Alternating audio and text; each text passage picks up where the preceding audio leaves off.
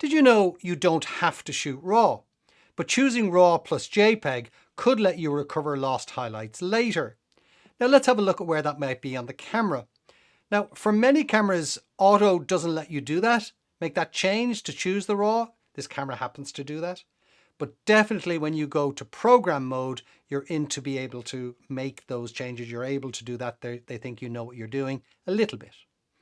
Here we see that we have the first option here is chosen as fine.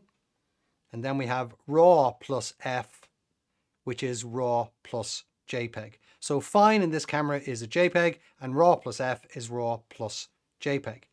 Now, what does that mean in the real world? In the majority of situations, you don't need it. But the problem is you can't go back later if you find that you do need it. In this particular shot here, we have the JPEG and the red indicates where we've lost highlights. So without any changes whatsoever, I've lost highlights in the JPEG. In this shot here, which is the RAW file, you can see that by the suffix, that's a .cr2. So that's a particular manufacturer's RAW suffix. And here's the JPEG. So JPEG, I have lost detail on the shoulder. The RAW file, simply by choosing it, has allowed me to hold some of that.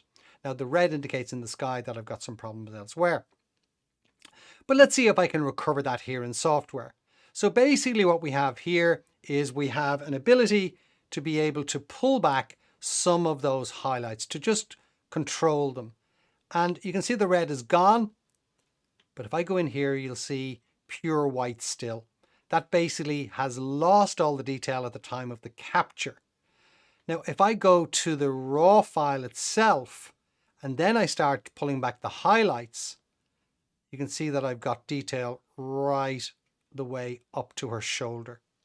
So the JPEG file had lost all the detail at the time of recording onto the memory card, whereas the RAW file, while being much bigger, it has kept much more information so that later on with the right software, you can pull it back. So you don't have to shoot RAW, but choosing Jpeg+Raw could let you recover lost highlights later. I hope this gets you off to a good start.